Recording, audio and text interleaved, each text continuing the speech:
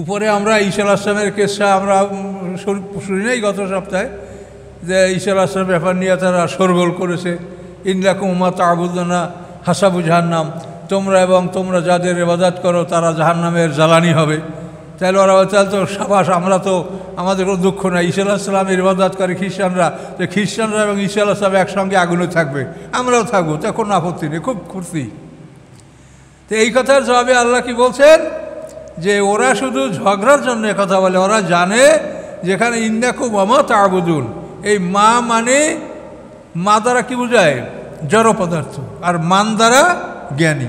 তো একটা হলো ইন্নাকুম মা তা'বুদুন, তোমরা এবং তোমরা যে জড় পদার্থের মূর্তিগুলির ইবাদত করছো, এগুলি জাহান্নামের লোকের হবে। ঈসা আলাইহিস সালাম তো জড় পদার্থ না, তো তাকে তোমরা আগুনে যাবে, এটা তোমরা কিভাবে বুঝলে? তো এই কথাই কিন্তু চলছে। এখন এই কথার পরে আবার নিচে আসে ওয়াইন্নাহু ইলমুল লিস-সাআতি, নিশ্চয়ই ঈসা আলাইহিস সালাম জ্ঞান কিয়ামতের, অর্থাৎ ঈসা আলাইহিস সালাম যখন আসবে তখন এটা কিয়ামতের একেবারে স্পষ্ট জ্ঞান, যে এখনই মুহূর্তের মধ্যে কিয়ামত আসবে। ওয়াইন্নাহু নিশ্চয়ই তিনি, অর্থাৎ ঈসা আলাইহিস সালাম, ইলমুল লিস-সাআতি, তারা কিয়ামতের জ্ঞান।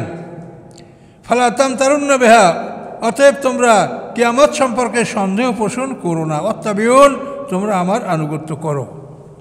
তাহলে কিয়ামতের পূর্বক্ষণে ঈসা আলাইহিস সালাম আসবেন, এই যে ওয়াইন্নাহু, এদের সর্বনাম জমির, এই ওয়াইন্নাহু দ্বারা পূর্বে উল্লেখ করা হয়েছে কাকে, ঈসা আলাইহিস সালামকে, এই সর্বনামটা তার দিকে, যে নিশ্চয়ই তিনি কিয়ামতের জ্ঞান, কিয়ামতের পূর্বক্ষণে তিনি আসবেন, আসার পরে তিনি 40 বছর পৃথিবীর শাসন করবেন। যেটা আমরা এটার ব্যাখ্যা যেগুলি আমরা পাই সেটা হলো যে বাইতুল মুকাদ্দাসে কোনো একদিন আসরের সময় যখন নামাজের একামাত হয়ে যাবে, এমন সময় ঈসা আলাইহিস সালাম 2 জন ফেরেশতার কাঁধে ভর করে বাইতুল মুকাদ্দাসের সখরা পাথরের উপরে নামবেন। এটা আপনাদেরকে আগে বলা হয়েছে যে আকাশ থেকে পৃথিবীর সাথে একটা সিঁড়ি আছে, এই সিঁড়িটা বাইতুল মুকাদ্দাসে। কাজে আল্লাহ তাআলা যা ইচ্ছে তাই করতে পারেন, কিন্তু তারপরও তার কাজের একটা নিয়ম আছে, তিনি নিয়ম মাফিক কাজ করেন।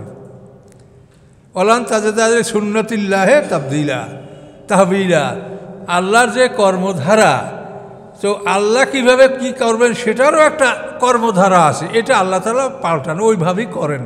যার জন্য আমাদের রাসূলের মেরাজ মক্কা থেকে না হইয়া এই মেরাজটা বাইতুল মুকাদ্দাস থেকে হয়েছে, আকাশ গমন। কেন?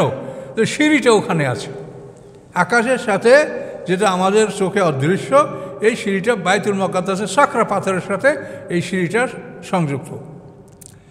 তো এই জন্য ওখান থেকে ঈসা আলাইহিস সালাম বাইতুল মুকাদ্দাসে সখরা পাথরে নামবেন, ওখান থেকে তাকে নামানো হবে। তখন ইমাম মাহাদি জায়নামাজে ইমামতির জায়নামাজে দাঁড়ানো থাকবেন, তাকে দেখে ইমাম মেহেদি জায়নামাজ ছেড়ে দিবেন, কিন্তু ঈসা আলাইহিস সালাম বলবেন যে এই ওয়াক্ত নামাজ আপনার পিছনে আমি পড়ব, যাতে এটা প্রমাণ হয় যে আমি নূতন কিছু করার জন্য আসিনি, যে শরিয়াত পৃথিবীতে এখন বিদ্যমান মুহাম্মদ সাল্লাল্লাহু আলাইহি ওয়াসাল্লাম আল কোরআন, এই শরিয়াতেরই আমি প্রচারের জন্য আসছি, আমি নূতন কিছু নিয়ে আসি, আমি একজন রাসূল, কিন্তু আমার রিসালাতের প্রচারের জন্য আমি আসিনি, কেন আমার ওই কেতাবের টার্ম সময় শেষ হয়ে গেছে, এখন ওটার আর কর্ম নাই, ওটার কর্ম স্থগিত, এখন কোরআনের উপরে কর্ম করতে হবে যে আসুক।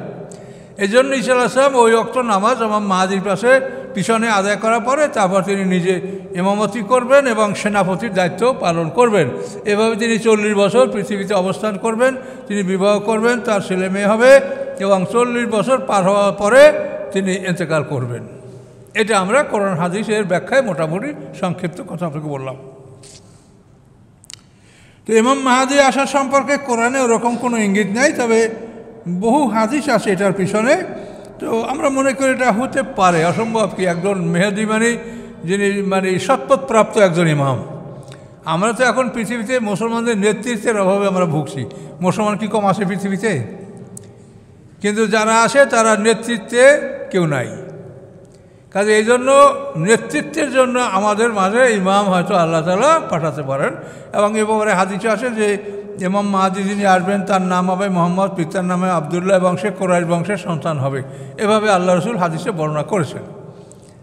এখন এগুলি কতখানি সত্য এটা তো আমরা বলতে পারবো না, তার কারণ হাদিসের আসল নাম হলো খবর, যেগুলো 1 নম্বর হাদিসে কী বলা হয়, খবরে মতওয়াতের।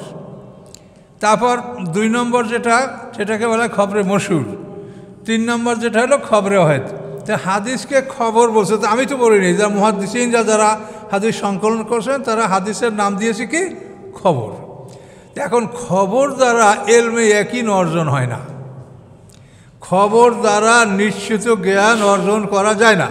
একটা লোক মার্ডার হয়ে গেছে, এখন আপনারা 100 জন সাক্ষী, তা আপনি কোর্টে হাজির হইলেন, সাক্ষী বলেন আপনি কি, হ্যাঁ আমি শুনছি অমুক লোকটা অমুকটা খুন হয়েছে, তো যায় না আপনি। এরপর একজন আপনি কি, হয় আমি শুনছি অমুক অমুক করে খুন করছে। এরকম 100 লোকে যদি বলে যে আমি শুনছি অমুক অমুক খুন করছে, এটা কি সাক্ষী হবে? এই সাক্ষীতে আসামির বিচার হবে? তাহলে খবর এটাকে বলে খবর, আমি শুনেছি এটা খবর, কিন্তু আমি দেখি নেই। এই যে হাদিসগুলি লেখা হয়েছে এগুলি সবই খবর, এরা শুনেছে, কেউ দেখে নেই। কারণ এই জন্য এই খবর দ্বারা কখনোই নিশ্চিত জ্ঞান অর্জন হয় না। এই জন্য এ ব্যাপারে আমরা আপনাদেরকে ছেড়ে দিচ্ছি যে এটা হাদিসে আছে, এখন আপনার বিবেক বিবেচনে আপনি দেখেন। তার কারণ এটার দ্বারা নিশ্চিত জ্ঞান অর্জন হয় না, কাজে আমি নিশ্চিত করে আপনাকে বলতে পারবো না। কথা বলতে পারছেন?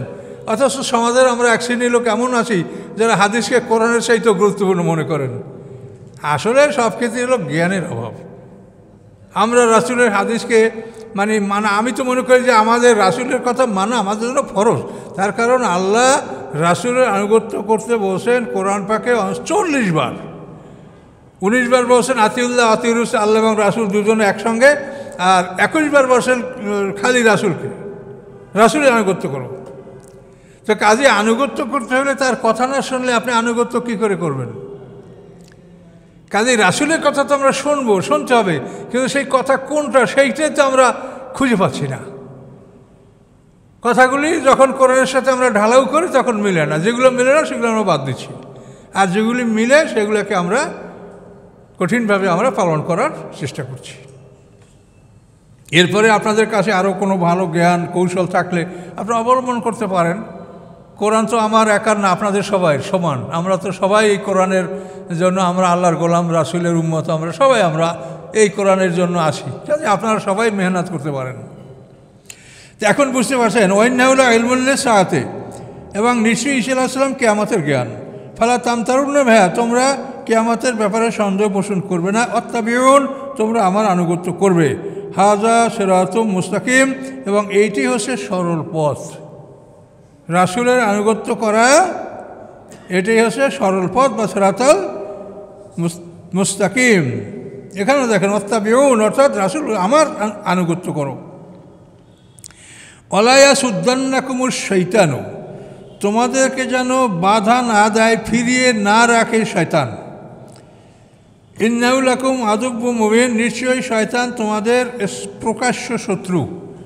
তোমরা আদম আলাইহিস সালাম থেকে দেখতে পাচ্ছ যে কীভাবে আমাদের পিতা মাতা তাদেরকে শয়তান ভ্রষ্ট করে, তাদের পোশাক উন্মুক্ত করে, তারপরে কত বড় বিপদগ্রস্ত করলো। সেই থেকে তোমরা দেখতে পাচ্ছ যে শয়তান তোমাদের শত্রু, কাজেই তোমরা সেই শয়তানকে চিহ্নিত করবে না। তো এই জন্য আল্লাহ বলছেন যে শয়তান তোমাদের আদব্য মুবিন, স্পষ্ট শত্রু, কাজেই তার থেকে তোমরা সতর্ক থাকো। শয়তানের অসহস অনুভব করলেই তুমি আউযু বিল্লাহ পড়ো। রব্বি আউযু বিকা মিন হামাযাতিশ শায়াতিন ওয়া আউযু বিকা রব্বি আন ইয়াহদুরুন, এই আয়াতটি পাঠ করো। সামনে দেখেন ওয়ালাম্মা জাআ ঈসা বিল বায়িনাত, ঈসা আলাইহিস সালাম প্রসঙ্গেই কথাগুলি চলছে। ওয়ালাম্মা জাআ ঈসা বিল বায়িনাত, অতঃপর যখন আসলেন ঈসা আলাইহিস সালাম উজ্জ্বল প্রমাণ নিয়ে। তার প্রমাণগুলি কী ছিল? তিনি কুম্ভিলা বললে মৃত মানুষ কবর থেকে জীবিত হতো, এবং ঈসা আলাইহিস সালাম কমপক্ষে 4 জন মানুষ জীবিত করে দেখিয়েছেন। কুষ্ঠরোগীর গায়ে হাত বুলালে কুষ্ঠরোগ ভালো হয়ে যেত। জন্মান্ধ, সেই জন্মান্ধর চোখে হাত বুলালে অন্ধ চক্ষু লাভ করত। তিনি মাটি দ্বারা চামচিকার মতো একটা পাখি বানাতো, পাখি বানিয়ে আল্লাহর হুকুমে ফুঁক দিত, সেটা জানতো, উড়ন্ত পাখিও উড়ে যেত। 6 নম্বর, তোমরা কি খেয়েছো, কি দিয়ে খানা খেয়েছো, কী খানা তোমরা আবার বিকালের জন্য সঞ্চয় করে রেখেছো, ভোরের জন্য সঞ্চয় করে রেখেছো, এটা উনি বলতে পারতেন। এই 5টা স্পষ্ট মুজিজা হযরত ঈসা আলাইহিস সালামের ছিল, সেগুলো বলা ছিল বায়িনাত। ওয়ালাম্মা জাআ ঈসা বিল বায়িনাত অতঃপর যখন আসলেন ঈসা আলাইহিস সালাম উজ্জ্বল প্রমাণ নিয়ে, কলা এবং বললেন, কদ জিতুকুম বিল হিকমা, আমি তোমাদের কাছে চূড়ান্ত জ্ঞান নিয়ে এসেছি। হিকমা মানে উইজডম, চূড়ান্ত জ্ঞান, যে জ্ঞানের মধ্যে কোনো সন্দেহ নেই, ভুল নেই, সন্দেহাতীত উত্তম জ্ঞান, চূড়ান্ত জ্ঞান আমি এটা নিয়ে এসেছি। অর্থাৎ আসমানি কথা হলো চূড়ান্ত জ্ঞান। ফলে উবাইয়িনা লাকুম, আমি বর্ণনা করব তোমাদের জন্য বা'দ আল্লাযী তাখতালিফুনা ফীহি, যে সমস্ত বিষয় তোমরা মতভেদ করতেছিলে। অর্থাৎ ইহুদি সমাজে যে অনেকগুলি মতভেদের বিষয় ছিল, ঈসা আলাইহিস সালাম বললেন যেগুলির সমাধান আমি তোমাদেরকে দেব। ফাত্তাকুল্লাহ আতিউন, তোমরা আল্লাহকে ভয় করো, আমার আনুগত্য করো, একথা ঈসা আলাইহিস সালাম বললেন। ইন্নাল্লাহু রাব্বী ওয়া রাব্বুকুম, নিশ্চয়ই আল্লাহ আমারও রব, তোমাদেরও রব। ফা'বুদুহু, অতএব তোমরা তার গোলামি করো, তার ইবাদত করো। হাযা সিরাতুম মুস্তাকিম, এবং আল্লাহর ইবাদত করাটাই হচ্ছে সিরাতাল মুস্তাকিম। ওই যে ইহদিনাস সিরাতাল মুস্তাকিম, সিরাতাল মুস্তাকিম না কি? আল্লাহর ইবাদত করা, রাসূলের আনুগত্য করা, এটাই সিরাতাল মুস্তাকিম। এভাবে তার দাওয়াত দেওয়ার পরও কী হলো? ফাখতালাফাল আহজাবু মিন বাইনিহিম, মতভেদ করলো বিভিন্ন দল তাদের মধ্যে হতে। একদল ঈসা আলাইহিস সালামকে আল্লাহ রসুল মনে করলো, একদল তাকে জাদুকর মনে করলো। এভাবে বিভিন্ন দল বিভিন্ন মন্তব্য ঈসা আলাইহিস সালামের ব্যাপারে করতে থাকলো। একদল তাকে হত্যা করার চেষ্টা করলো, একদল তাকে রক্ষা করার জন্য সাহায্য করলো। এই বিভিন্ন দল তার ব্যাপারে এভাবে সৃষ্টি হয়েছিল। ফাওয়াইলুল লিল্লাযীনা যালামু মিন আযাবি ইয়াউমিন আলীম, ধ্বংস জালেমদের জন্য বেদনাদায়ক শাস্তির ধ্বংস তাদের জন্য। তো ঈসা আলাইহিস সালামকে যারা সাহায্য করেছে বলে দাবি করে, তারা নিজেদেরকে নাম দিয়েছে নাসারা। নাসরুন মানে সাহায্য করা, তার থেকে তারা আনসারুল্লাহ বা নাসারা। আর আবার খ্রিস্টান, এরা হলো ঈসা আলাইহিস সালামকে যারা মনে করে যে আমাদের গোটা জাতির যত পাপ, এই পাপগুলি সে বহন করে, এই সব পাপগুলির জন্য তিনি নিজে জীবনদান করেছেন, কাজেই আমাদের আর কোনো পাপ নাই, আমরা মরলে ভেসতে চলে যাব। আমাদের পাপ যা ছিল তাই ঈসা আলাইহিস সালাম একাই বহন করে নিয়ে তিনি আত্মাহুতি দিয়েছেন। এক দলের কথা। তাহলে এ হলো নাসারা এবং খ্রিস্টান। ক্রাইস্ট শব্দ হলো, এর অর্থ হলো ত্রাণকর্তা। তা আল্লাহ ছাড়া কোনো ত্রাণকর্তা আছে? নাই। কিন্তু আমরা গাউসুল আজম মানে কি? বড় ত্রাণকর্তা, ছোট না, বড় আজম। তাহলে আব্দুল কাদের জেনাই গাউসুল আজম কি? এইটা যদি বলা তাহলে সেরেক হবে কিনা বলেন? এই কথাগুলি তো আগে ব্যাপক প্রচলন ছিল, কিন্তু আমরা এবং ওলামায়ে আমরা বিভিন্নভাবে বলতে বলতে এখন অনেকটা কমেছে। কাজে এগুলি হলো, দেখেন কীভাবে ওরা আমাদের মধ্যে এই শয়তানি ঢুকেছে। ফাতা ইয়াজদম, ওনার জন্ম মৃত্যু, ওনার জন্মের তারিখে একটা মিলাদ, ফাতা ইয়াজদম, একটা ছুটিও আছে। এগুলো কেন হয়েছে? এগুলো হচ্ছে মানে শিরকের মধ্যে আমাদেরকে ধীরে ধীরে ঢুকানোর জন্য এই ধরনের পন্থাগুলি অবলম্বন করা হয়েছে। এবং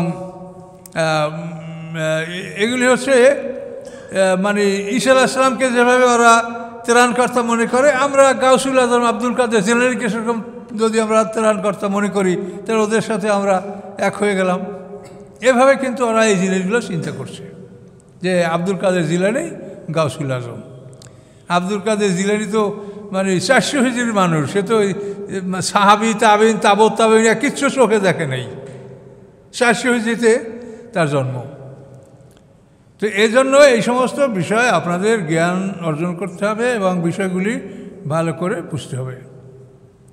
আব্দুল কাদের জিলানী সম্পর্কে বহু বাজে কথা বিভিন্ন বইতে, ইসলামী ফাউন্ডেশন থেকে বহু বই বের হয়েছে, সেগুলি তো এরকম। এক বুড়ির 12 বছর আগে তার ছেলে পুত্রবধূ নিয়ে নদীতে ডুবে গেছে, বুড়ি নদীর পার বেশি কান্দে, আব্দুল কাদের জিলানী দোয়া করার পরে সেই নৌকা ভাসছে বসে, বুড়ির ছেলে মেয়ে সব সহ। আমার পক্ষে যতটা সময়, ইসলামী ফাউন্ডেশনের একজন ডাইরেক্টর, ওনার সাথে একদিন আমার লঞ্চে সরাফেরা লঞ্চে আপার ক্লাসে উনি যাচ্ছে, আমি যাচ্ছিলাম, একদিন কথা হলো। তখন আমি তাকে ডাইরেক্টলি কথাগুলো বললাম যে আপনারা জ্ঞানীরা আসেন, আপনারা কি দেখেন না এই বইগুলো আপনাদের ইসলামী ফাউন্ডেশন থেকে কেন বাইর হচ্ছে? উনি আমার কথার কোনো জবাব দেন নেই। এরা তো ওগুলো পড়িয়ে দেখার সময় আদের নাই, ও বই একটা এসে আর সই দিয়ে দিল, বাস ফাউন্ডেশনের বই, এই তো। কাজে এইভাবে অনেক শিরক বেদাতের কাহিনী আমাদের ধর্মগ্রন্থের নামে এগুলো চালিয়ে দেওয়া হচ্ছে। এ ব্যাপারে আপনাদেরকে সতর্ক থাকতে হবে।